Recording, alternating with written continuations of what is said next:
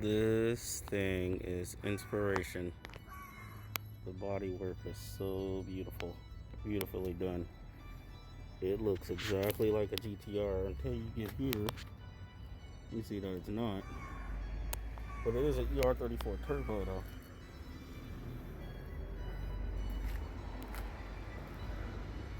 This thing is so sick. Oh my god. This is exactly how I want my R34 to look. This is so beautifully executed.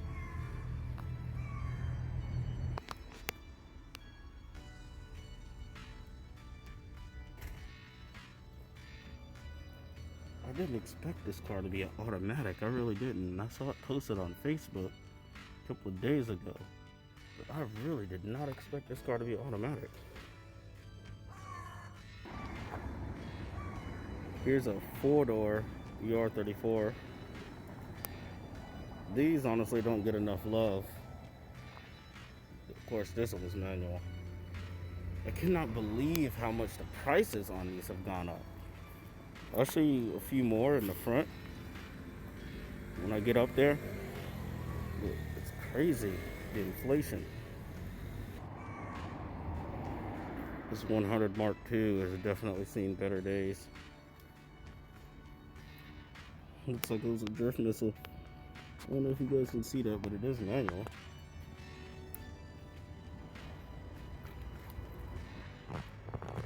It's a gorgeous R35 GTR. There it is, Shaft Auto Works. It's a pretty dope looking four-door. With the really wide fenders on it. A lot of these cars are just sitting here. I'm not sure if they're for sale or not. Some of the ones at the front are for sale and they have check-in on them already. They already have plates. That coupe right there is pretty dope. It's a manual. I love the plain normal look. It looks like none of these cars have the wing on it that I was looking at though. So I'm probably gonna go in and ask. Got an Impreza, another R34, another R34 coupe. It's nice in the black. I've never seen Skyline in that font before. That's pretty cool.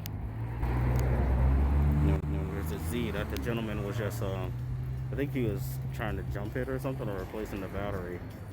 Oh yeah, the old one's right there. So there's so many Skylines here. It's crazy. One thing I absolutely love about Japan is the variety, because outside of Japan, the ER34s like that, they're so underappreciated and so underrated because they're overshadowed by the big brother being R34 GTR.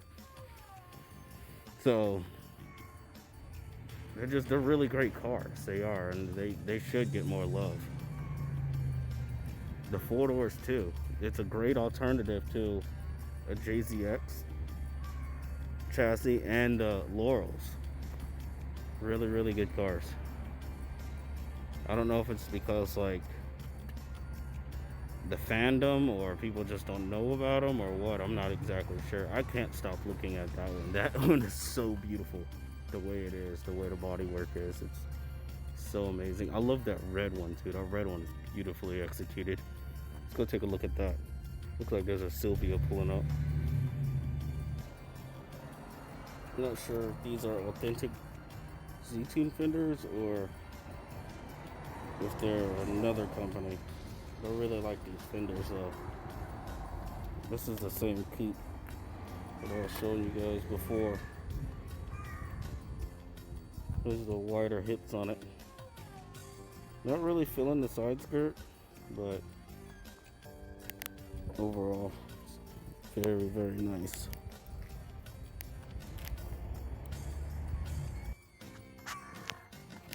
Our GTR fans might like this. So it has R34 GTR seats in it. Those are super expensive. They're like, I think they're like $1,000 each. It's cheaper to buy a good bucket, honestly.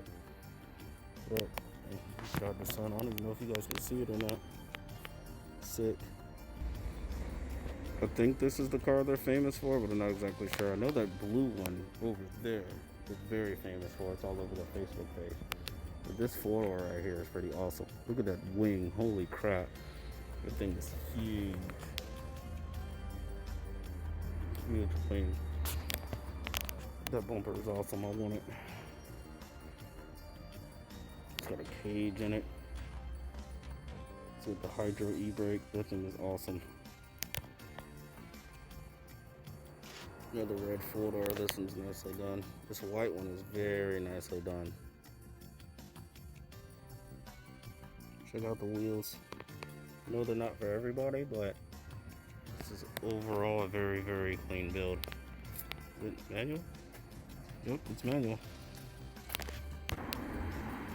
This one looks exactly like my car, except for this one is a 2.5 GTT turbo R34.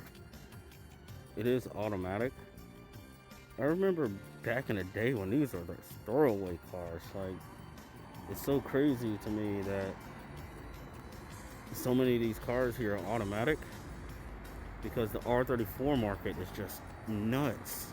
It is absolutely nuts. I'll show you what I mean in a minute. But a couple of years ago, this right here was easily a $1,000 car at most. This four-door, I think it's a turbo, not sure, but it is manual. It says good price, right? It's 25 grand almost. I think it's factory manual though, GTT. You know what's funny is, in 2009, we went on a toge run when I lived in Okinawa, and there was this guy who wanted to go with us, but he didn't have a car, so he found one of these, a GTT R34, and he bought it. It was a four-door just like this, except for it was white. He bought it for $500 and had it registered that day, and then was out there with us that night for $500. And now this is like almost a 30 grand car.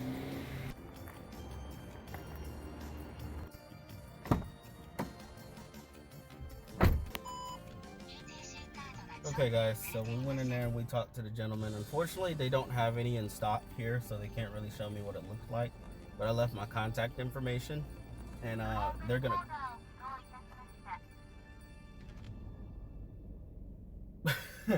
they're gonna call me when one comes in so I can take a look at it. And I haven't really decided if I'm gonna go through with it or not, because after coming here and looking at some of these cars with no wing on it, the R34 looks so good with no wing. It really does. And that's coming from a big spoiler kind of guy. Like, I love big wings on all my cars. I do. Like, I had the big Voltex on my Evo. I have the big Garage BB on my Supra. I love the way it looks. But for the R34, I wanted to do a really clean, understated, and low profile kind of build, so I can be pretty much invisible when I drive around on the streets every single day and not have to worry about cop trouble or anything like that. I've never been pulled over for my wing on the Supra, but I've seen it happen at a Daikoku meet. A girl who had an 80 Supra there, the cops made her take her wing off right there. They pulled her over on the side of the road and made her take it off. So I just don't want any trouble or anything like that. You guys know what I mean? So, but with the big wing on the R34, that's factory spec. It just raises it and it looks pretty cool. But I'll insert a picture here.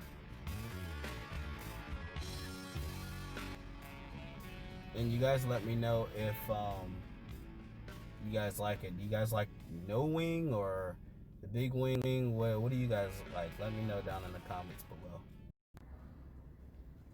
Okay guys, so we're gonna get going, but massive shout out to the staff here at Shaft Auto Works. They're very friendly. They're kind of looking at me like I was crazy when I walked up filming and everything.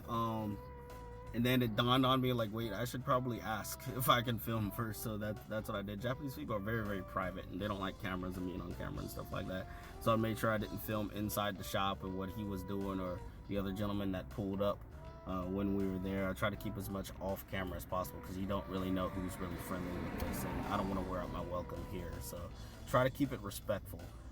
So if some of the angles are a little weird, I apologize for that, guys. I'm still new at this, so I'm trying to get used to it, as well as protect these gentlemen here working their privacy. So, but we're gonna get going, and we gotta get food because I'm about to die.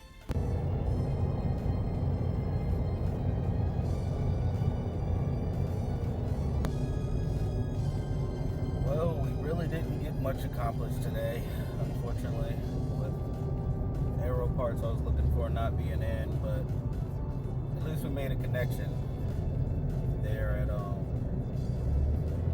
Shaft Auto, so really nice people. I'm on my way back to the house now, bringing this day to a close. Tomorrow I'm not sure what I'm going to get into. I might try to go down to a Mori factory, but I'm not sure yet because the R34 needs a couple of goodies and I want to see what they have. I mean, I've been there before, but I'm sure their inventory is updated since I was there 3 years ago. But I'm gonna bring this thing to a close, guys, and the next video upload might be me going to a Mori factory or might not be. I'm not exactly sure. So, but hope you guys enjoyed it. Hope I didn't bore you all too much, and I look forward to seeing you on the next one.